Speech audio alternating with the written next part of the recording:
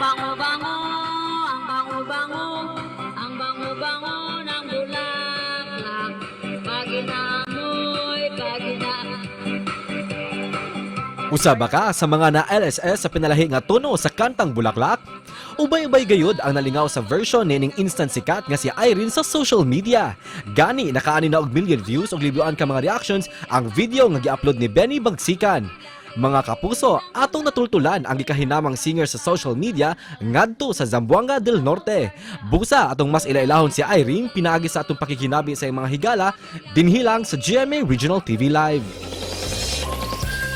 Karong buntaga atong mailaila ang social media sensation nga mikanta og Bulaklak nga si Miss Irene. Pinaagi sa iyang mga higala nga sila si Miss Kim ug Sir Benny.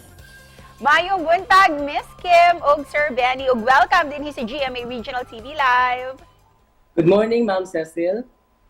Yes, good morning, GMA sa Regional TV. I am Kim and this is my partner, Benny Bagsikan. Mayong buntag kaninyong duha. Sir Benny, nganong nakahuna-huna ka nga i-video si Ma'am Irene? Nay ni suggest nga pakantahon siya, tagaan siya 50 pesos. So nabinaw po siya 20 pesos. 20 pesos. 20 pesos. So mo to gipakanta na po si Irene. Then wala jud ko ga-expect nga mo viral ang maong video. So mo to na-shock ko pag post na ko January 8 ba to. Na-shock ko kay million views na siya sa TikTok and Facebook.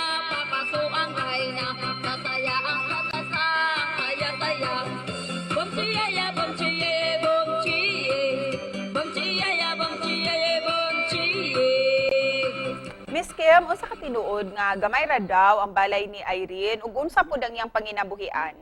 In behalf ni Irene, tinuod yun nga gamay yun kayo sa balay kay kana si Irene, silingan nga na sa Panganuran. Actually, diri sa Zamboanga del Norte, kauban ako na sa diri sa Butala, na sa baryo sa Panganuran. Silingan ako na sa Irene, kababata po na ako na sa Irene. Dayon, gamay yun kayo sa balay. Makumpara nimo dako na ko pa siguro ang pinuyanan sa baboy sa iyang balay, sa iyang tangkal. Tungod kay nag-inusara na, siya rapoy magpanday, siya rapoy magumuhimo in town. Ang iyang trabaho na is magtunol lang sa tela, sa tamtax. Malingaw kami na kayo, bakantahon man naman na siya. Pag siya nagkanta, dayon, dili na pagkatauban sa iyang kanta is kanang scripted. She's trying her best na makuha unta niya ang tune, pero di man yun niya makuha. Actually, naana siya family yun sa ila. Namatay naman yung papa o mama, naana siya mga igsuon. Then, ug magkupras na sila, kanang mga igsuon niya, mao dyan ay mag-deliver rin, mao ni imong bahay. Ug human ma-upload ang video ni Irene, unsay kausaban nga inyong nakita niya? Kuan ma'am, happy na siya bisag asa siya maabot, daghang kailan niya na yung pa-picture niya.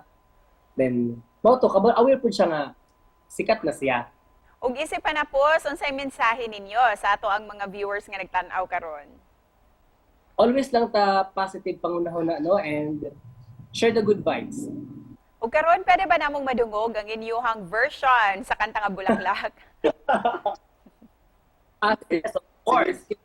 That is sure. The version, in behalf of everyone, yung version niya.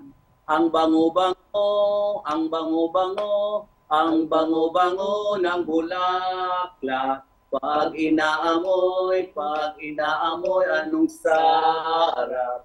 Ang bango-bango, ang sarap-sarap, amoy ng bulaklak. Og thank you kaninyong duha ug daghang salamat sa pagtabang sa inyong higala nga si Irene. Thank you.